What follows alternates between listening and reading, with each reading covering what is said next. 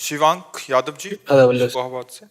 राधा वल्लभ श्री हरिवंश महाराज जी, मेरा प्रश्न यह है कि जब लगातार मेहनत करने के बाद हमारी परीक्षाओं में कम मार्क्स आते हैं या हमारे सिलेक्शन नहीं हो पाता तो हमारे माता पिता को हम पर विश्वास खत्म हो जाता है, वो हमारी तुलना दूसरे छात्रों से करने लग जाते हैं कि फिर ऐसे में महाराज जी बहुत नेगेटिविटी आ जाती है। ऐसा नहीं सोचना चाहिए। हर माता पिता चाहता मेरा बच्चा ग्रेजुएट पढ़े, खूब लिखे और नौकरी करे। उनकी आशा पर आप ऐसा ना बोलिए। अगर वो मेहनत करके पैसा लगाते तो आशा रखते हैं कि मेरा बच्चा पास हो, मेरा बच्चा अच्छी की नौकरी में जाए, तो उनको दोष मतलब मत दीजिए।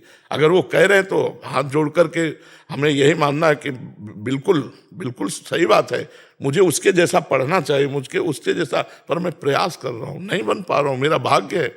माता पिता को कोसना नहीं चाहिए, क्योंकि बच्चा, हर माता पिता, उसकी जगह हम हो तो हम भी तो तुमसे ही प्रश्न करेंगे कि यार कैसे कैसे करके हम पैसा लाते हैं, तुमको देते हैं, पढ़ाते हैं, देखो तुम्हारा बगल वाला पास हो गया, तुम फेल हो गए, जरूर जरूर तुम प्रमाद करते हो, कहेगा कि नहीं माता पिता, तो उसको बुरा नहीं मानना चाहिए।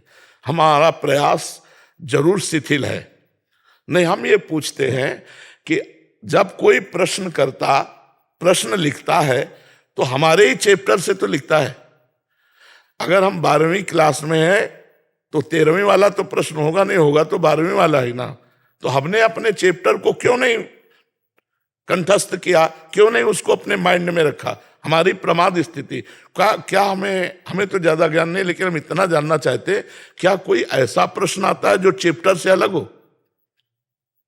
फिर कमी हमारी हुई कि नहीं हुई?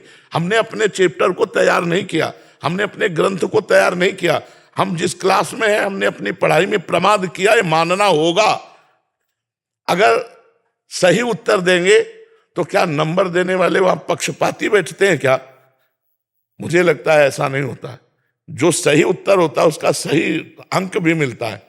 अच्छा, अब नौकरी में मान सकते हैं प्रारब्ध, नौकरी में प्राप्त कि हम ग्रेजुएट भी हैं, हम योग्य भी हैं, लेकिन हमें ऐसा लगता है कि अगर बच्चा पढ़ा लिखा है, अधिकारी है उस पद के लिए, तो रुपए पर नहीं जाना चाहिए, क्योंकि देश का भविष्य पढ़े लिखे अच्छे ईमानदारों से ही चमकता है।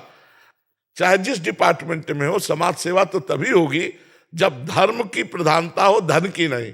और धन दे के जाएगा तो धर्म की प्रधानता नहीं रहेगी। चाहे जो बनेगा पहले वो अपना जितना लगाया उतना निकालने की कोशिश करेगा।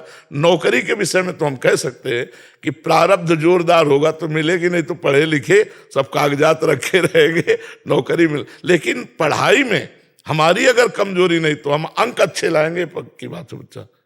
तो उत्साह संपन्न बनो, निराश मत हो, ब्रह्मचर्य रहो और फिर पढ़ाई करो तो आगे बढ़ो, निराश मत हो। अगर नौकरी नहीं मिलती तो कुछ ना कुछ जीने के रास्ते तो है ही हैं, व्यापार है, किसानी है, लेबरी चाहे करें। तो हम कहते हैं कि निराश होने की तो जरूरत नहीं है। हम जिएंगे, भगवान का नाम जप करेंगे, धर्म से चलेंगे, कभी ना कभी हमारी भी उन्नति हो जाएगी। निराश तो होना नहीं है जी।